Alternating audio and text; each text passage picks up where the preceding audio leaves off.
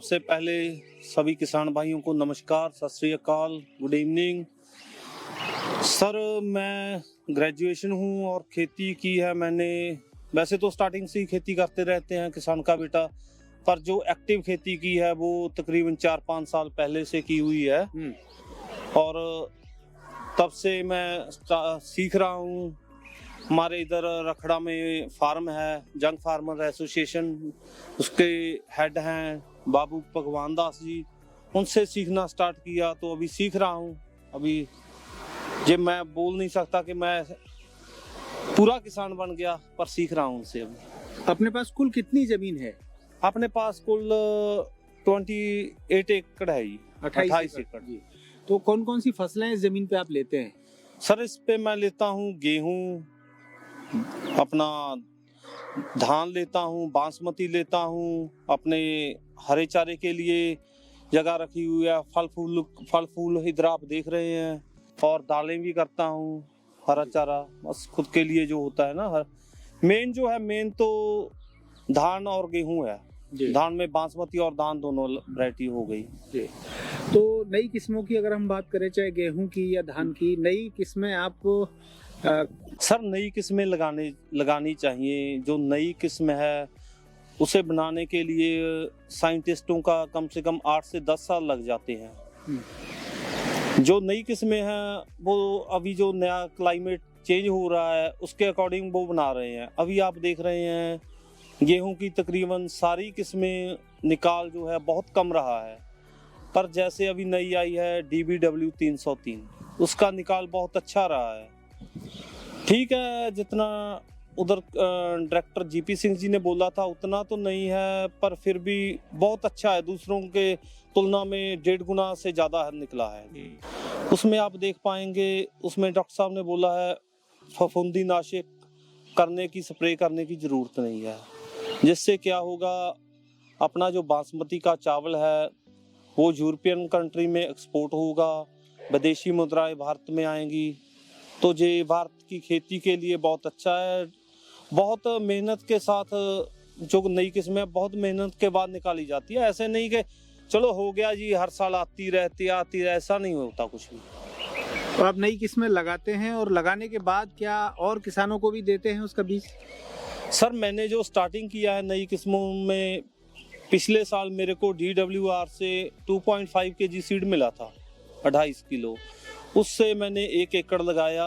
वो लगाने के लिए मेरे प्रेरणा स्रोत रहे हैं बाबू भगवान दास जी, रखड़ा के चेयरमैन, और डॉक्टर गुरमिंदर सिंह बराड़, पंजाब के बहुत एक्टिव डॉक्टर हैं जी, और करनाल के डॉक्टर मंगल सिंह। इन तीनों का बहुत विशेष योगदान रहा है मेरे को बताने में कि आप 2.5 किलो के साथ कैसे ज़्यादा से ज़्यादा प्रोडक्शन ले सकते हैं। वो ली, और मेरे लिए बड़े मान की बात है कि Indian Institute wheat and barley के करनाल की टीम, senior scientist doctor Amit Sharma, doctor CN Mishra, doctor Satish Kumar ji, ये तीनों डॉक्टर मेरे खेत में आए। और मैं मान के साथ बता रहा हूँ सर कि ये संगरूर ज़िले में पहली दफ़ा करनाल की टीम आई है, और वो मेरे खेत में आई थी। वो मैंने 4-4 kg करके बहुत किसानों को दिया, पंजाब में दिया, राजस्थान में दिया, हरियाणा में दिया, और वो बहुत खुश हैं किसान जिनके पास मेरा सीड गया था। 4-4 kg दिया था, थोड़ा था तो थोड़ा दिया सर। आपने बताया 2.5 किलो बीज आपको कुल मिला, और 2.5 किलो बीज से आपने 1 एकड़ जमीन में उसकी जो है ट्रांसप्लांटिंग की या बोया जी। उस टेक्निक के बारे में और बताएं कि इतने कम बीज को, गेहूं के 2.5 किलो बीज से 1 एकड़ जमीन को आपने कैसे आच्छादित किया? सर उसके लिए मैं आपको बता रहा हूँ कि मेरे प्रेरणा स्रोत रहे हैं बाबू भगवान Das ji, doctor Gurminder Singh Brar, doctor Mangal Singh, DWR Karnal. इन लोगों ने मेरे को बताया कि आप 1 एकड़ को लगा सकते हैं, 2.5 kg के साथ 1 एकड़ लगा सकते हैं। वो कैसे लगाना है वो आप सोचिए। उन्होंने मेरे को बताया तो चलो थोड़ा मैंने भी दिमाग पे जोर डाला। फिर मैंने सोचा अगर 1-1 फीट पे लगाऊंगा तो पानी आ गया, बीज थोड़ा है, मरने का भी खतरा रहता है। बिल्कुल। तो सर मैंने उसके लिए बेड बनाए, बेड के ऊपर लेवर लगाई, खुद भी लगा, छोटी छोटी कटोरी में सीड डाल के एक एक दाना बोया। वो एक दो छोटी सी वीडियो है, मैं आपको दिखाऊंगा। वो लगाया 1 एकड़, बहुत अच्छा था और करनाल की टीम पूरा सेटिस्फाई हुई थी।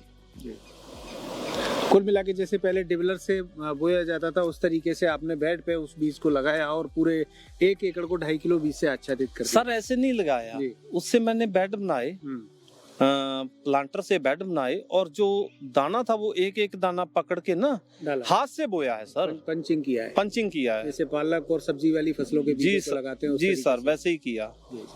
तो उसमें 1 एकड़ में कितना प्रोडक्शन उसका हुआ? सर उसमें मेरे पास 14 क्विंटल होया था 1 एकड़। जी सर। वो आपने किसानों को? वो किसानों को दिया, खुद भी लगाया और किसानों को भी दिया सर। तो खेती में क्या नया आप कर रहे हैं?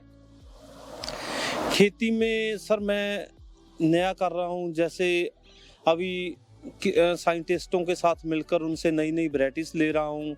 उनसे क्या है, उसमें बीमारी कम आती है, उसमें प्रोडक्शन ज़्यादा होती है, उसमें स्प्रे की ज़रूरत कम पड़ती है।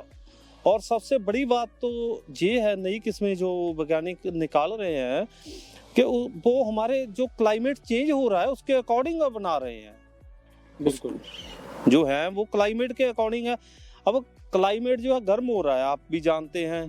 अब अगर पुरानी वैरायटी लगाएंगे तो वो उतना सुइटेबल नहीं होगी, क्योंकि वो पुराने क्लाइमेट के हिसाब से तैयार की गई है।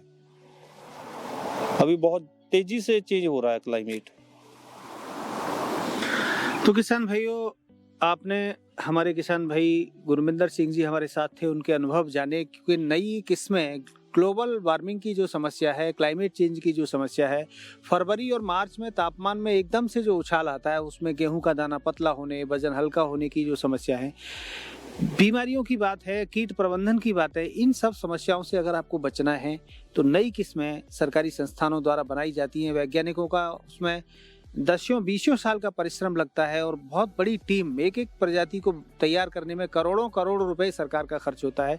और बड़ी टीम, टेक्निकल असिस्टेंट से लेके ब्रीडर यानी प्रजनक वैज्ञानिक तक, सहायक वैज्ञानिक तक, बहुत बड़ी टीम लगती है। तो निश्चित रूप से आपको अगर खेती को चुनौती के रूप में लेना है और खेती से अच्छी आय अर्जित करनी है, तो ये किसान भाई की राय है कि नई किस्मों को चुने, अपने इलाके के लिए संस्तुत नई किस्मों को लगा के देखें। बड़े फील्ड में नहीं तो छोटे फील्ड में देखें और अनुभव करें। अगर वो आपके इलाके के लिए सूटेबल है तो उसको आगे बढ़ाएं। निश्चित रूप से ये वीडियो और गुरमिंदर सिंह जी का साक्षात्कार आपके लिए प्रेरणा स्रोत बनेगा। इसी शुभकामनाओं के साथ नमस्कार, आपका बहुत बहुत धन्यवाद।